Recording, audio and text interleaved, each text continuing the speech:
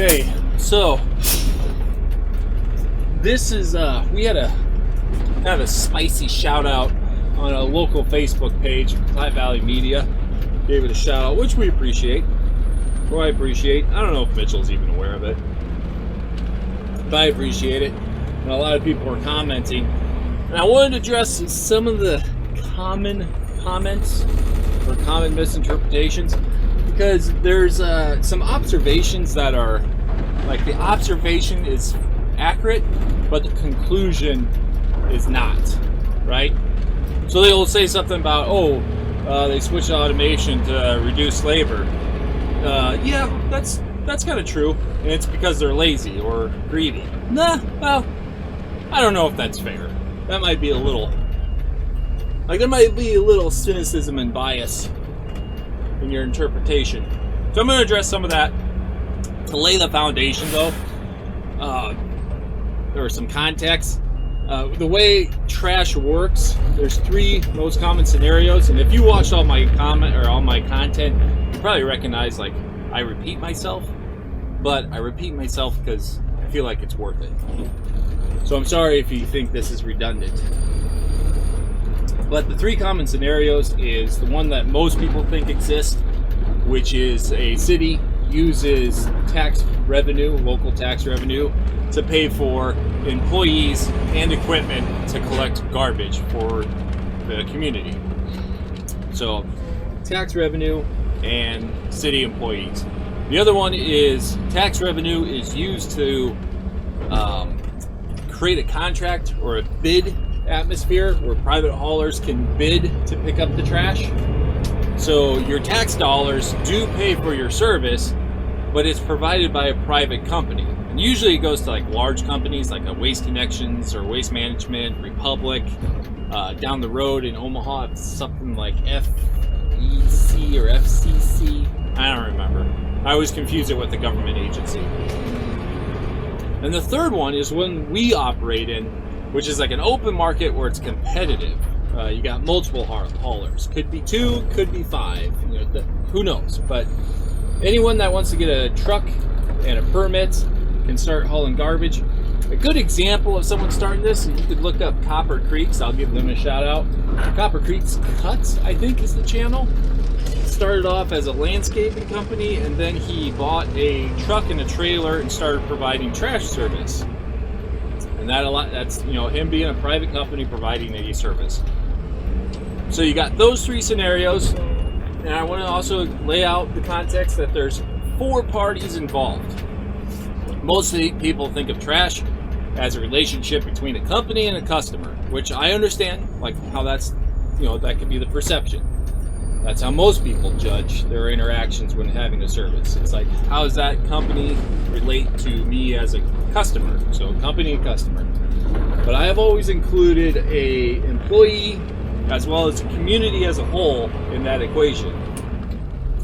So when a garbage company is making policies, it's trying to balance the interest of those 4 parties, not just the customer and company. Because when you think about it, just weighing between those two, someone is going to bear more of a burden unjustly, in my opinion. Now, some of this might start flirting with, I don't want to say politics, but it's kind of politics, because politics does affect how some businesses are operated. So if something sounds political, I'm not trying to be political. It's almost like when you go to the doctor and say, hey, I'm overweight, and we can talk about all the variables involved except my diet. It's like, all right, that kind of limits the conversation. It's like, we can talk about the exercise I do or do not have, but we will not talk about my diet. Similar to companies trying to navigate how to be profitable. Politics will affect it to some degree, and I'll get into that. Anyway, so that's a long-winded foundation, but it's important to understand kind of a broader perspective as far as what affects a company's decision. Now, when someone claims, it's because of greed, I'm not saying greed never plays a role. I've been in the industry for 12 years. I've seen examples of greed affecting someone's business decisions, but that doesn't mean it's always the case. So, okay, let's start off with just automated trucks, like the one I'm driving. So when I say automated side load, it's like the truck I'm driving right now. It's the one you're watching. Arm comes out and grabs trash. Previously, Sanitation was a rear load operation. That was a one-man, one-truck operation with Mitchell's dad, being that dude. And when he retired, he sold the company to Mitchell, and Mitchell ran it with his dad for a little bit, and then they started buying other routes. And that was another misinterpretation of, observation was accurate. Sanitation bought other routes, but the conclusion was wrong. I think some people get the impression, Ace is this big corporate company buying up all these routes, and they're the big guy going against the little guy. And that's not necessarily the case. It was a one-man, one truck operation ran by his dad, and they invested in buying some routes and wanting to expand. Now, here's the thing. When Columbus had, I remember, this is when I was at a different company that had some stops in Columbus over 12 years ago. Columbus had a saturation of haulers. So there's a bunch of, one-man, one-truck operations scattered around town because no one had their neighborhoods. No one had a zone. So you'd have 5 haulers that would have a few stops over here, a few stops over there, a few stops over there. So it was a lot of driving. And garbage trucks, this might not be the best analogy because not everyone is a farmer. Garbage trucks are a lot like combines, where you want them to be doing the work that they're designed to do. Combines do not make money when they're driving down the road to a field. Combines make money when the header is turned on and you're harvesting a crop. That's what they're designed to do. That's what you want them to do as much as possible. So when you're clicking away engine hours on your combine, you want those engine hours to be related to, what's going on here? Harvesting a crop and not commuting to a location. Similar with garbage trucks. And to do that, you need route density. Why would they do that? Why would they tie it to the handle? This is a stop that I used to give them a lot of grace, and I was picking up stuff. I stopped doing that, for reasons. You try to correct some behavior, and then it just never gets corrected. It's like, all right, we're just going to service our carts here, and we're not going to charge for trash outside the cart because we're not going to pick up trash outside the cart. Long story, different story. Anyway, so garbage trucks, you want to have them keep moving. And when you have a high saturation of haulers, it's hard to get density where the garbage trucks are doing the work as opposed to just driving in between stops. That gets expensive.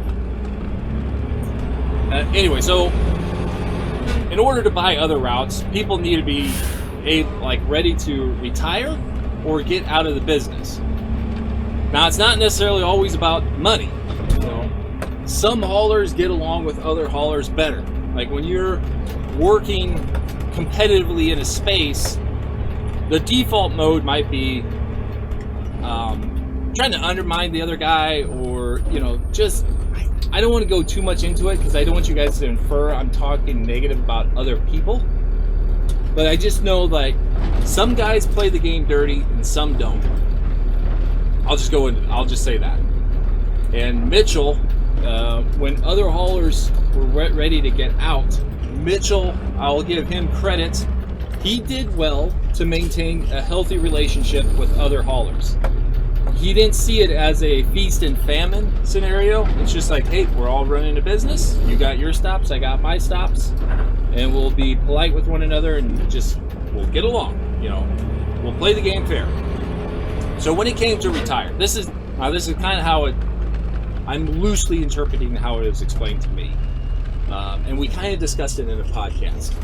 So I'm not saying I have all the answers of how things unfolded, but I might have a little bit more perspective than people just commenting on a post. So when it came for some people to retire, or they wanted to get out of Columbus, they didn't want to service stops anymore, Mitchell already established a pretty good relationship with some of those people. So when it came to bargaining pricing, it was a much more polite conversation. Like, it wasn't this hostile takeover. I think some people get this perception because, like, Ace actually brands all their carts and the truck and kind of tries to run a professional operation. It's like, oh, we're a big corporate company. It's like three of us. It's me driving a truck, Mitchell's in a truck, Casey's in another truck, but he's primarily supposed to be an office guy, but we had a guy quit, so we've been short-staffed. So it's the three of us that are running routes and getting them done. Even Mitchell's mom, like, I'll still get text messages from her or emails related to, like, something with customer service. So I don't know exactly her role. I just know she's trying to do less, which is, fine. That's awesome. To be able to do less, that's great. Anyway, so the notion that Ace Sanitation's the big company that's taken over stuff, we're actually still of the two haulers in town doing residential curbside, we are the smaller one. Okay. Now the other question is, or the other common concept or comment or observation was, oh, you went automated because you're greedy or you're lazy. Well, if you ask me on the right day, there's some days I definitely feel lazy, but I can still run 600 or 700 stops. Now, these trucks are designed to do 1,200 stops or more if you're running every house.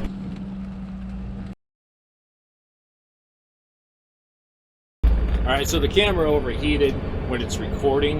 It's kind of the flaw with this camera, because it's got two sensors recording both sides, and that just generates a lot of trapped heat. So we'll see if we can roll down the window and let some of that cold air cool it off.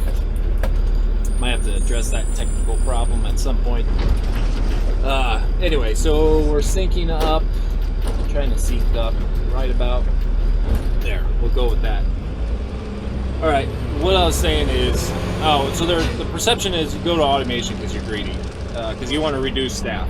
There's more than one reason why you want to reduce staff. And going back to the farmer analogy, no one really faults the farmer. Like, there was a time in American history where like 80% of the American population lived out on farms. And as the technology progressed, you had less people living on the farms, and one farm doing a little bit more. And not a lot of people fault the farmer that upgrades, his combine from like a 4-row combine head to 16-row so he can do more and get more done. They call that innovation. But when a garbage truck wants to go hands off and harvest trash similar to a combine, they call that lazy or greedy. It's a little unfair. Garbage, the industry, is notorious for having a higher injury rate. Like, people get hurt doing this job. You jump on and off the back of the truck, or you ride the back, bad things happen. Dangerous turn for a 32-year-old sanitation worker, Ahmad Ladson, when police say a woman driving a Toyota Highlander crashed into him while he was on the back of his truck. That scenario does not occur when someone is inside the cab of a garbage truck. And I don't know about you, this is me kind of flirting with politics, so I warned you about this. I don't know about you, but healthcare costs have not gotten cheaper. And if you have to pay for an injured employee, or your insurance pays for an injured employee, that does not feel good. Just like emotionally, mentally, it doesn't feel good. And I mean, if you're not a sociopath, you do feel bad when someone gets hurt, especially if they're hurt working with you. And then the bill comes. So even if insurance covers it, your premiums are going to be affected by injuries. And I've seen some really expensive injuries with my time in the industry. Guys ripping out shoulders or knees or hips. One guy smashed his hand between a dumpster, the commercial dumpster, and the garbage truck, and just shattered a bunch of metacarpals in his hand. That gets expensive. It's like 6 figures expensive. it's like new garbage truck expensive. And you don't have those problems if guys are in the truck. Also, it's a lot easier to get staffed if you can reduce your staff, so you reduce your payroll, and then show someone that's like, hey, here's a truck that's a little bit more difficult to run, but we'll pay you more if you're capable of doing more. And that's been kind of a philosophy I can agree with, where local economies do better when you can have higher paying jobs versus a bunch of low paying jobs. Good example of that would be, so I'm at home trying to lift a dishwasher. I should say try, because I did lift it. I was able to lift the dishwasher, carry it in and out of a truck. But I kind of pivoted with my back wrong and tweaked it a little bit. And then I also had some issues with the shoulder that had been bugging me. So because I'm compensated well, like, I'm not saying I'm rich, certainly far from rich, but you know, the occasional bill, like surprise expense, I can pay for.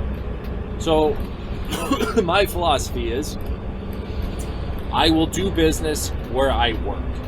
I commute to Columbus, I live on a farm, but me needing physical therapy, I went to a local physical therapist, shout out to Columbus Physical Therapy, and I did their free consultation, which was nice. But they also, because my insurance didn't really cover physical therapy, like I'd have to go through the whole loop, so like going to a doctor and getting a prescription, I'll let that pass. Alright, so shout out to Columbus Physical Therapy. I didn't want to have to go to the doctor and get a prescription and go through the whole, thing just to find out my insurance doesn't cover stuff, because I knew it wouldn't.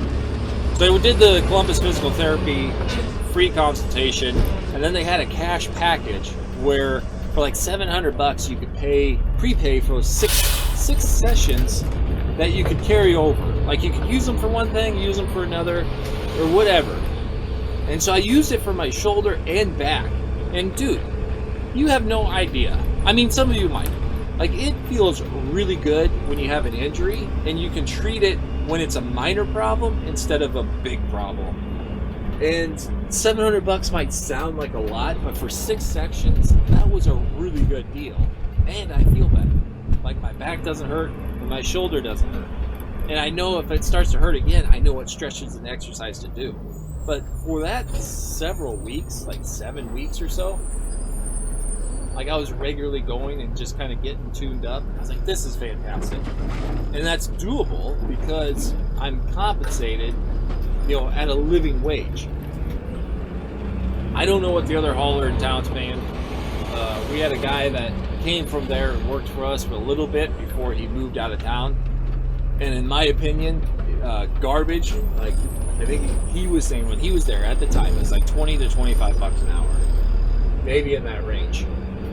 In my opinion, garbage men, if they're going to be the essential workers or critical service, like, remember when, like, everyone shut everything down and stayed home for a while because I won't say the word because, maybe it'll flag the video. And then you had the essential workers that still had to go out and do the job. I think they should be paid more than $20 an hour and have benefits. Like, if you're going to be doing that. That's just my opinion. I know, maybe it sounds political, but a living wage, I will not apologize for advocating for a living wage. That's possible when you can have a truck operated with some technical skill by an operator, because it is rare. The other thing to consider, it's also very hard to hire garbage men when, I don't know if it's still true in school today, but when I was growing up through school, everyone was taught, study hard, get good grades, because you don't want to end up to be a garbage man, or end up like the garbage man. So culturally, there's a meme, we got some rumbling cars on this road, culturally there's a meme that you are a lesser value if you're a garbage man. Obviously, I don't agree with that. I am a garbage man. And I think it's a little rude to have that mindset. So the mixture of having a a more dangerous job that's low paying and a low value, like culturally, like mentally, it's low value, kind of makes it more difficult to get staffed or hire people. A nice way to solve that problem is when you go automated and people can just run the robot arm. Now we still get out and pick up trash on occasion. We'll see that happen here sooner or later. It still does happen. And that's the other thing that I was going to address in the video was the common complaint was, oh, they have fees. You know, Sanitation has these fees. And I say we're charging for the service we provide. Previously, there had always been a policy about, you know, trash should be in the cart. And they really didn't enforce it. Some of the guys they had weren't really using the tablets the way they should, you know, blah, blah, blah. So I'll take part of the blame. Let's see if, I don't think I can do this one. Why would they tie it off? It's tied to the bag. The bag's tied to the bag. Wow. Oh. Did that fall out? Where'd that plastic go? I lost it.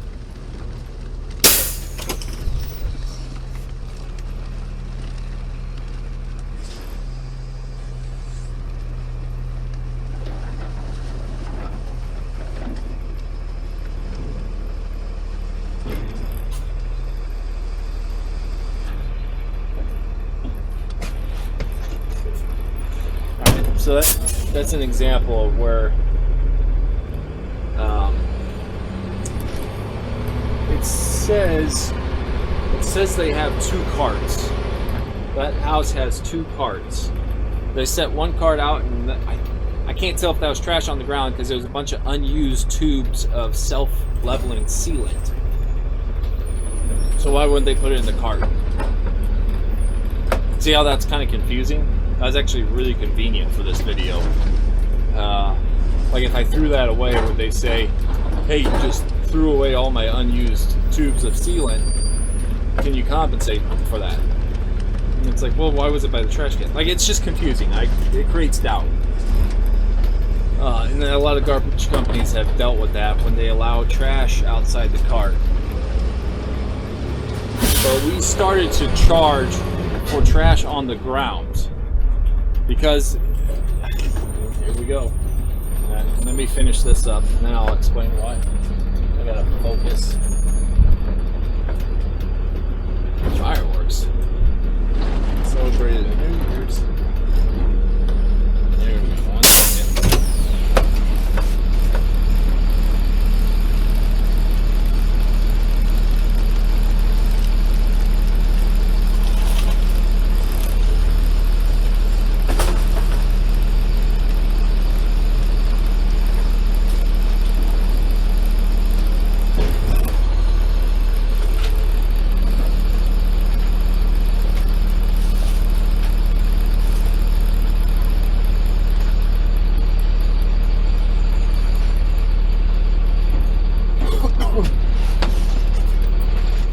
So you've previously watched me tip a bunch of cans in about 12 to 15 seconds, empty the contents, and then move on.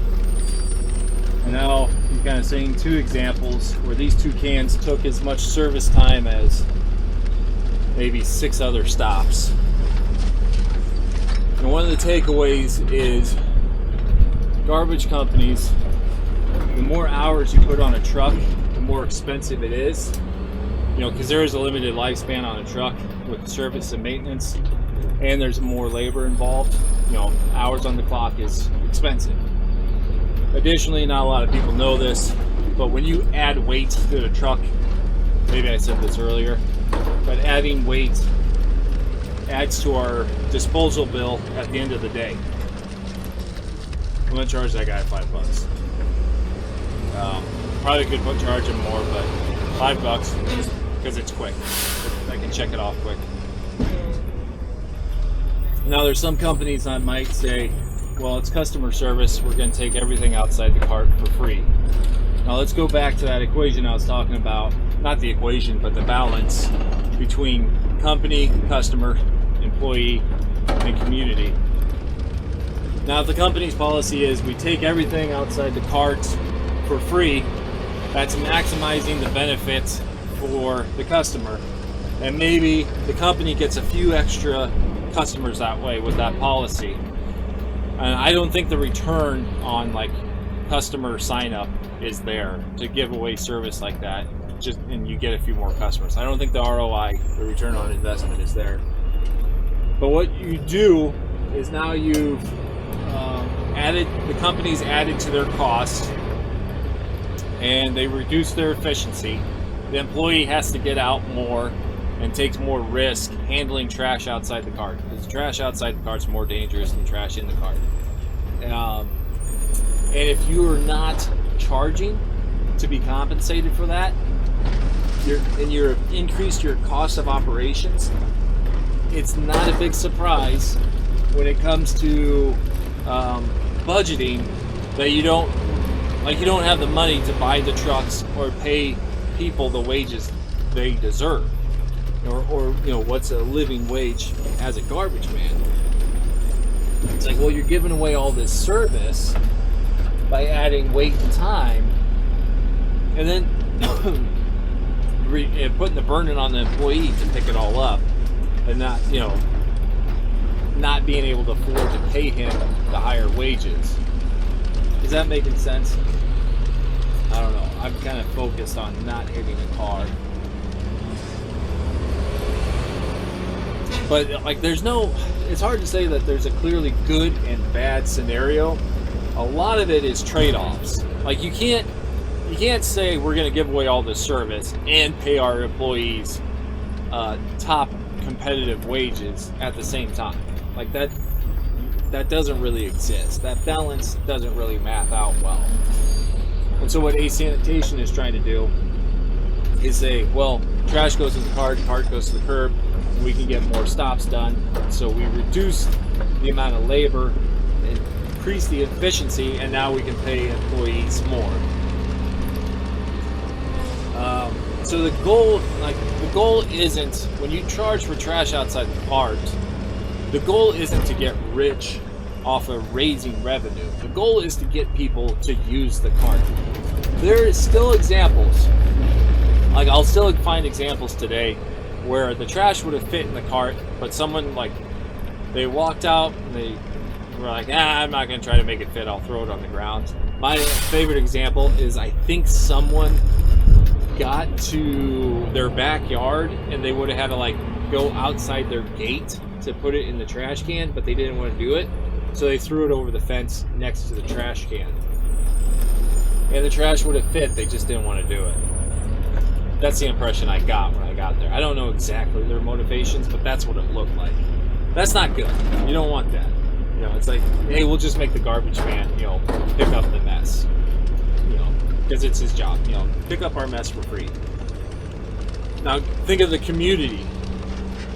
Do you think your neighbors prefer it when unbagged or untied trash is blowing down their yard? Or do they prefer it to be all contained in a trash cart so there's less litter in their yard? In my opinion, this is like the approach Sanitation took.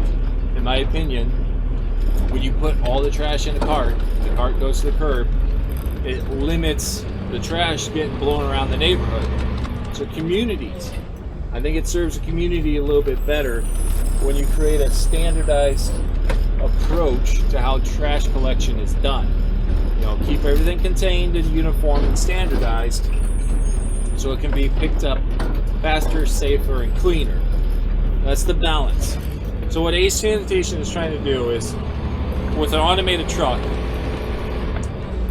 like, you call it greed, but I will give Mitchell credit. He's like, I want to be able to pay employees more. I don't think that's a greedy approach. So we're going to create policies that gets customers to put trash in the cart, not because we think we're going to get rich charging for trash outside the cart, but we will run a better company if all the trash is contained. And if you have more trash, then we'll get you more carts. and you'll be billed for the additional cart, not like twice the monthly rate. It'll be the monthly rate plus an add-on for that second cart, because we're already there. Part of the cost is us driving the truck to your house, but at least the trash will be contained in carts. Man, I've been talking a lot, and I sometimes kind of lose what bullet points I've been bouncing around. Like, I'm ad-libbing this. I kind of had an idea of what I wanted to express. I just didn't have it all like scripted, if that makes sense. So this is probably one of the harder videos for me to navigate. Like, trying to show you how trash collection is done, as well as explain the policies behind trash collection. Anyway, totally blanking out right now. I know I'm getting to the end of this neighborhood. So we're trying to navigate the balance between those four, and I think what we're doing is, I'm not saying we're perfect. I'm not saying what we're doing is flawless. When you're trying to navigate the interest of those four and create policies, some people are going to get upset.